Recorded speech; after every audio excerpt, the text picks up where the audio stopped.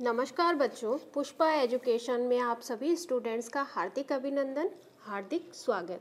तो बच्चों, मैंने आपको क्लासेस रेगुलर दे रही हूँ और मैंने शिशु अवस्था यानी शैशवावस्था, बाल्यावस्था और किशोर अवस्था ख़त्म करवा दी है। आज हम सिद्धांतों के बारे में बात करेंगे और सिद्धांतों को समझते हुए हम क्लास को संपन्न करेंगे। कौन कौन से सिद्धांतों के बारे में हम बात करने वाले हैं? तो सर्वप्रथम हम बात करेंगे मनोविश्लेषणात्मक सिद्धांत और मनोलैंगिक विकास सिद्धांत। और नेक्स्ट जो आने वाली क्लासेस हैं उनमें मनोसामाजिक विकास सिद्धांत, पारिस्थितिक सिद्धांत, संज्ञानात्मक विकास सिद्धांत, नैतिक विकास सिद्धांत और भाषा विकास सिद्धांत। इन सब सिद्धांतों के बारे में हम विस्तृत जानकारी लेंगे, विस्तृत वीडियो बनाएंगे, अच्छे वीडियो बनाएंगे, शॉर्ट वीडियो बनेंगे अपने।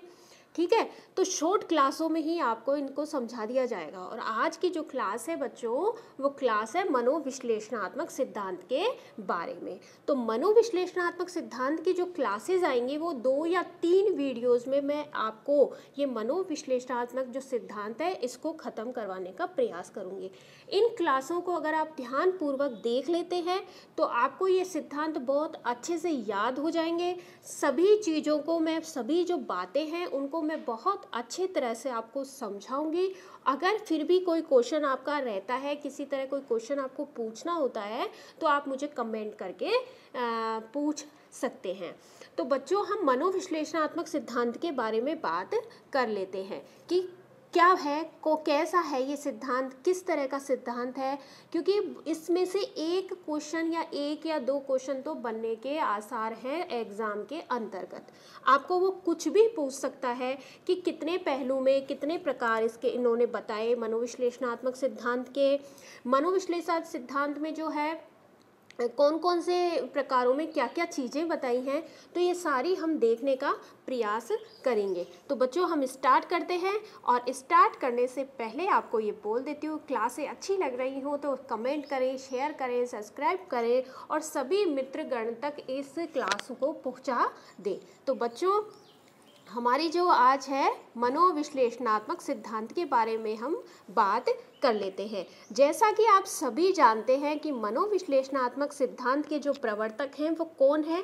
Sigmund Freud. और सिगमंड फ्राइड का जो जन्म था वो ऑस्ट्रिया में हुआ था। आप सभी को पता है ऑस्ट्रिया में सिगमंड फ्राइड का जन्म हुआ था। कभी कभी पूछ लिया जाता है कि सिगमंड फ्राइड कहाँ के थे, कौन से विश्वविद्यालय में इन्होंने शिक्षा ग्रहण की थी, तो वो वियना विश्वविद्यालय में। और संस्थापक थे मनोविश्लेषण के और तंत्र के। इनको फादर माना जाता था। ठीक है, देखिए, father of neurologist and psycho analysis, ये फादर माने जाते थे। मनोविश्लेषण इनकी जो विधि थी, ये मनोचिकित्सा एक विधि थी जिसके द्वारा मनोचिकित्सक सिगमंड फ्राइड ने कई रोगियों का इलाज किया। ये देखो, मन की बातों को जानने की क्रिया है मनोचिकित्सा विधि। इसके अंतर्गत जो सिगमंड फ्राइड थे वो उनकी बातों को जान लेते थे। और इन्होंने सबसे ज़्यादा अगर किसी चीज़ पर ध्यान दिया है तो अनकॉन्शियस माइंड पर ध्यान केंद्रित किया है और ये महत्वपूर्ण भी माना जाता है। मनोविश्लेषण सिद्धांत एक संप्रदाय भी है मनोविज्ञान के अंतर्गत। मनोविश्लेषण जो सिद्धांत है ये व्यक्तित्व के अंतर्गत भी एक सिद्धांत है और उसको हम बाद में जब व्यक्तित्व टॉपिक पढ़ेंगे तो उसमें हम मनोविश्लेषण करेंगे। और मुख्य सिद्धांत जो इनका मुख्य जो सिद्धांत है वो मनोविश्लेषणात्मक सिद्धांत माना जाता है और उसके बारे में ही हम यहाँ पर इस क्लास में बात कर रहे हैं। अगर किसी भी तरह के कोई भी क्वेश्चन अगर आपको समझ में नहीं आ रहा हो, वीडियो समझ में नहीं आ रही हो, बातें समझ में नहीं आ रही हो, तो आप मुझे क्वेश्चन पूछ सकते हैं। एक बार फिर से देख लीजिए कि जन्म ऑस्ट्रिया 1856 में जन्म हुआ था, मृत्यु इनकी 1939 में हुई थी। वियना विश्वविद्यालय में इन्होंने शिक्षा ग्रहण की थी और संस्थापक थे तंत्रिका विज्ञान और मनोविश्लेषण के। ठीक है, अब आपको हम देख लेते हैं कि क्या चीज़ है, इसको भी समझेंगे अभी। मनोविश्लेषणात्मक सिद्धांत, साइको एनालिटिकल थ्योरी। ठीक है, अब इस सिद्धांत को इन्होंने 3 आधार पर बांटा, 3 पहलू करके इन्होंने ये सिद्धांत हमको समझाया है। तो पहला क्या है, इन्होंने स्थलाकृति आकारात्मक संरचना था। ठीक है, और नेक्स्ट है गत्यात्मक संरचना, गत्यात्मक संरचना, मनोलैंगिक विकास। ठीक है, इनको आप इंग्लिश, इनके जो वो टर्म है उनको जरूर आप ध्यान रखेंगे। ठीक है, टोपोग्राफिकल स्ट्रक्चर, नेक्स्ट गत्यात्मक संरचनात्मक संरचना को डायनामिक और स्ट्रक्चरल स्ट्रक्चर कहते हैं, मनोलैंगिक को साइको सेक्सुअल डेवलपमेंट। इनका इंग्लिश टर्म हमको याद रखना होता है क्योंकि कभी कभी इंग्लिश में चीज़ें जो है वो बातें पूछ लेता है। तो स्थलाकृति को इन्होंने कितने भागों में बांटा और स्थलाकृति क्या चीज़ है वो हम देखेंगे। तो स्थलाकृति को के अंतर्गत सिगमंड फ्राइड ने मन के 3 दशाएं बताई हैं। मन की कितनी दशाएं बताई हैं स्थलाकृति में? जो स्थलाकृति जो संरचना है वो इन्होंने, जो सिगमंड फ्राइड थे, ये सिगमंड फ्राइड थे, इन्होंने मन की 3 दशाओं के बारे में बात किया है। कौन कौन सी दशाओं के बारे में बात करी है तो वो हम समझ लेते हैं एक बार, फिर हम देखेंगे। इधर देखिए, इन्होंने मन की दशाओं को है ना, एक बर्फ़ की सिल्ली में पानी में डाल करके बताइए कि एक बर्फ़ की जो सिल्ली होती है, बर्फ़ का जो टुकड़ा होता है, उसको पानी में डालने के बाद वो किस तरह से गहराई में चला जाता है और उसका कितना जो भाग है वो ऊपर की तरफ रहता है। तो उस एग्जाम्पल को देख करके इन्होंने इस चीज़ को कंप्लीट किया है। कैसे कंप्लीट किया है तो हम इसको समझ लेते हैं एक बार कि क्या है ये। देखिए बच्चों, कॉन्शियस माइंड एक तो जिसको हम कहते हैं चेतन मन, इसको क्या कहते हैं? चेतन मन। ठीक है, ठीक है। एक होता है अनकॉन्शियस माइंड और इसको क्या कहते हैं? अचेतन मन।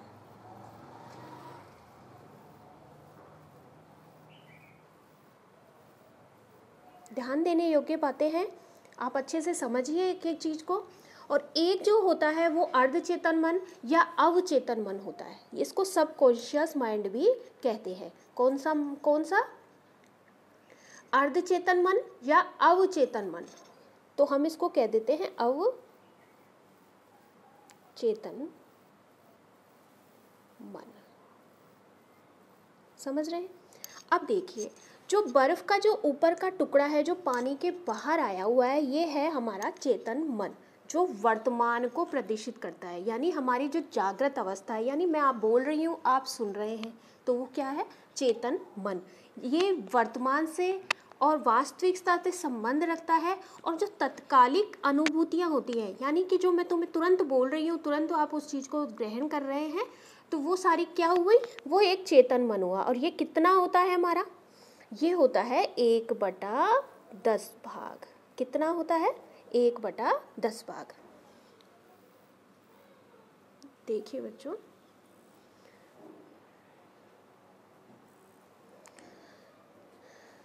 कितना हो गया ये, मैंने कितना बताया आपको? 1/10 भाग। ठीक है। और जो अनकॉन्शियस माइंड होता है ये होता है 9/10 भाग। 9/10 भाग। अब आप कहेंगे मैम ये सबकॉन्शियस माइंड क्या है? तो जो बच्चों ये वाली जो चीज़ दिखाई दे रही है ना आपको, जो बर्फ़ की आधा बर्फ़ अंदर है, आधा बर्फ़ ऊपर है, जो बीच के अंदर जो ग्लास का वो दिख रहा है, ये अंडरलाइन दिख रही है, इसको सबकॉन्शियस माइंड कहते हैं। और ये कॉन्शियस माइंड को अब हम समझ लेते हैं। तो कॉन्शियस माइंड है वो एक चेतन अवस्था है, यानी कि मस्तिष्क की जागृत अवस्था। मैं जो आपको बोल रही हूँ और आप जो सुन रहे हैं वो एक ये वास्तविक अवस्था है, इसी में हम सारी चीज़ों को सुनते हैं, ग्रहण करते हैं। ठीक है, तत्कालिक अनुभूतियों को। ठीक है। और ये अवचेतन मन क्या है? तो ये अवचेतन मन को हम एक बार यहीं स्टॉप करते हैं, पहले हम अनकॉन्शियस माइंड को समझ लेते हैं। तो अनकॉन्शियस माइंड होता है जो कुछ भी हमारी इच्छाएं होती हैं, दमित इच्छाएं होती हैं, दुखद बातें होती हैं, जो असामाजिक, अनैतिक और कामुक इच्छाओं का भंडार होता है, और व्यक्तित्व पर जो नियंत्रण की से बाहर जो चीज़ें होती हैं वो। और ये जो अनकॉन्शियस माइंड है ये चेतन के बिल्कुल ही विपरीत है बच्चों। ठीक है। और सिगमंड फ्राइड ने इस अचेतन मन को ही महत्वपूर्ण माना है, यानी कि जितनी भी हमारी दुखद इच्छाएं हैं या दुखद घटनाएं हैं या फिर हमारी कुछ इच्छाएं थी जो हम पास्ट के अंतर्गत हम उनको पूरी नहीं कर पाए और अचानक से वो हमारे सामने आ जाती हैं। जैसे कि आपकी बहुत बड़ी गाड़ी लेने की इच्छा थी, ठीक है, ये गाड़ी लेने की इच्छा थी, लेकिन ये गाड़ी आप किन्हीं परिस्थितियों के वजह से नहीं ले पाए और आपने इस गाड़ी की इच्छा को कहाँ भेज दिया, अपने अनकॉन्शियस माइंड के अंदर भेज दिया। अब ये अनकॉन्शियस माइंड कैसे वापस आपको देखो क्या करेगा कि वैसी की वैसी गाड़ी अगर आप जो लेना चाहते थे वही गाड़ी आपके फ्रेंड आपके घर पर लेकर के आ जाते हैं कि अब आपकी जो अचेतन मन में यानी अनकॉन्शियस माइंड में वो जो गाड़ी की इच्छा थी वो कहाँ पर आ गई, वो वापस आ गई इस चेतन मन के अंतर्गत, ठीक है, समझे अब। यानी जितनी भी हमारी जो इच्छाएं थी और जो पूरी नहीं हो पाई वो हमने कहाँ वापस भेज दी, हमारे अनकॉन्शियस माइंड में हमने भेज दी। और जो चेतन क्या है, तो चेतन जो है वो जागृत अवस्था है, यानी कि आप वर्तमान की जो चीज़ें हैं उनको ग्रहण कर रहे हैं और ग्रहण करने के बाद में आप उन सारी चीज़ों को कहाँ सेव कर रहे हैं, अपने अनकॉन्शियस माइंड के अंतर्गत आप उनको सेव कर रहे हैं। कभी कभी आप कहते हैं ना कि हमें तो कुछ भी याद नहीं है, लेकिन बच्चों सब कुछ याद होता है। जब आप एग्ज़ाम में पेपर करने बैठते हैं, आप उसको सॉल्व करते हैं तो आपको सारी चीज़ें आपकी, जैसे कहते हैं ना हम कंप्यूटर में एक 1 बाय 1 फाइलें ओपन हो रही हैं, उसी तरह 1 बाय 1 जो फाइलें हैं हमने जो भी पढ़ा है वो हमारे अनकॉन्शियस माइंड में चला गया और धीरे धीरे जैसे जैसे हम पेपर को सॉल्व करते चलते हैं वैसे वैसे हमारी जो अनकॉन्शियस माइंड की सारी चीज़ें कहाँ पर आ जाती हैं, इस कॉन्शियस माइंड में आ जाती हैं। समझ रहे हैं? आगे देखते हैं। अब ये क्या है, सब कॉन्शियस माइंड। सब कॉन्शियस माइंड को हम बच्चों अर्धचेतन मन भी कहते हैं और इसको प्री कॉन्शियस माइंड भी कहा जाता है, ठीक है। ये बेटा कॉन्शियस और अनकॉन्शियस माइंड के बीच की अवस्था है। आपने कभी किसी व्यक्ति को देखा हो, आपने पास्ट में देखा था, ठीक है, अब अचानक से वो व्यक्ति आपके सामने आ जाता है और आप क्या कहते हैं, आप यही तो कहते हैं, अरे हमने तो आपको कहीं पे देखा था, ठीक है। अगर आप एग्ज़ाम हॉल के अंदर आपने पढ़ी हुई चीज़ें पढ़ी हैं और आप एग्ज़ाम कर रहे हैं, आपने पेपर देखा, आपको क्वेश्चन आ रहा है लेकिन वो क्वेश्चन नहीं याद नहीं आ रहा है, तो आपने कहा अरे मुझे तो ये क्वेश्चन याद नहीं आ रहा है। अब टाइम कम होने की वजह से आपने क्या किया, उस क्वेश्चन को छोड़ दिया और बाहर आकर के आपको उस क्वेश्चन का आंसर जो है आपको तुरंत याद आ जाता है। और वो क्या चीज़ है, वो है सब conscious mind, pre conscious mind, ठीक है, समझ रहे हैं। तो ये वो वाली चीज़ है। अब एक बार फिर से देख लीजिए, कॉन्शियस माइंड जागृत अवस्था है, सब कॉन्शियस माइंड यानी कि ये चेतन और अचेतन मन के बीच की अवस्था है। यानी हमारे जो याद जो बातें हैं, जो अनुभव हैं, वो बातें हमें अचानक से भूल जाते हैं, ठीक है, हकला जाते हैं। तो ऐसी चीज़ों को हम क्या कहते हैं, सब कॉन्शियस माइंड हम कहते हैं। समझ गए? अब इस चीज़ को हम एक बार अपनी नोट्स के आधार पर देख लेते हैं। मैंने ये आपको बताया, तो चेतन मन क्या हुआ बच्चों, ये मस्तिष्क की जागृत अवस्था है। इसका संबंध वर्तमान तथा वास्तविकता से होता है, तत्कालिक अनुभूतियों को प्रस्तुत करता है। और ये कितना होता है, ये 1/10 भाग होता है। 1/10 भाग होता है, ठीक है। नेक्स्ट देखेंगे अचेतन मन, अनकॉन्शियस माइंड। ये बीच वाली की लास्ट में थर्ड जो मैंने बताया आपको, अचेतन मन, अनकॉन्शियस माइंड, ये कटु अनुभूतियाँ, दुखद बातों में दमित इच्छाओं का भंडार है, पूर्व अनुभवों का भंडार है। जो भी हमारी इच्छाएं होती हैं, जो हम दबा चुके होते हैं, वो सारी चीज़ें यहाँ पर जाकर के सेव होती रहती हैं और अचानक से वो वापस अगर वही चीज़ हमारे सामने आ जाती है तो वही सारी चीज़ें वापस हमारे चेतन मन में आ जाती हैं।